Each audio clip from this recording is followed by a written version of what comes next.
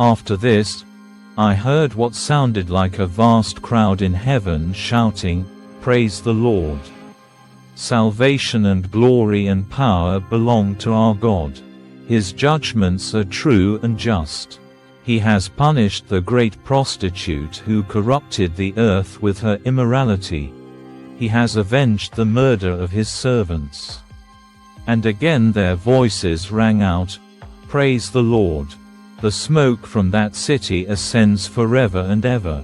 Then the 24 elders and the 4 living beings fell down and worshipped God, who was sitting on the throne. They cried out, "Amen. Praise the Lord." And from the throne came a voice that said, "Praise our God, all his servants, all who fear him, from the least to the greatest." Then I heard again what sounded like the shout of a vast crowd, or the roar of mighty ocean waves, or the crash of loud thunder. "Praise the Lord! For the Lord our God, the Almighty, reigns. Let us be glad and rejoice, and let us give honor to him.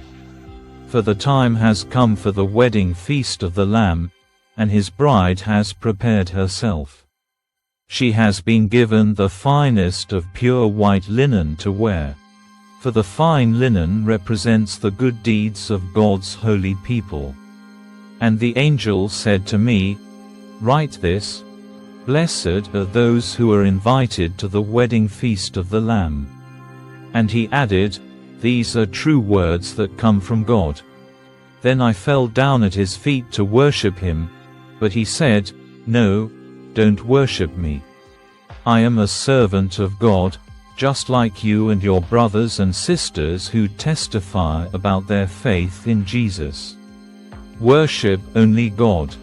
For the essence of prophecy is to give a clear witness for Jesus." Then I saw heaven opened, and a white horse was standing there. Its rider was named Faithful and True, for he judges fairly and wages a righteous war.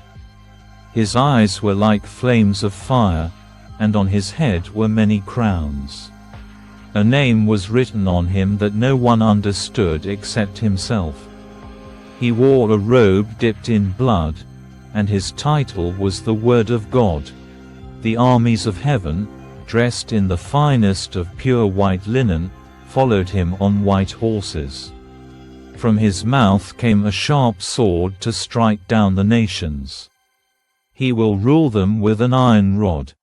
He will release the fierce wrath of God, the Almighty, like juice flowing from a winepress.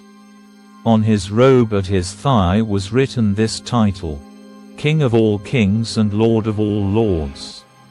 Then I saw an angel standing in the sun, shouting to the vultures flying high in the sky, "Come, gather together for the great banquet God has prepared. Come and eat the flesh of kings, generals, and strong warriors, of horses and their riders, and of all humanity, both free and slave, small and great." Then I saw the beast and the kings of the world and their armies gathered together to fight against the one sitting on the horse and his army. And the beast was captured, and with him the false prophet who did mighty miracles on behalf of the beast, miracles that deceived all who had accepted the mark of the beast and who worshipped his statue. Both the beast and his false prophet were thrown alive into the fiery lake of burning sulfur. Their entire army was killed by the sharp sword that came from the mouth of the one riding the white horse. And the vultures all gorged themselves on the dead bodies.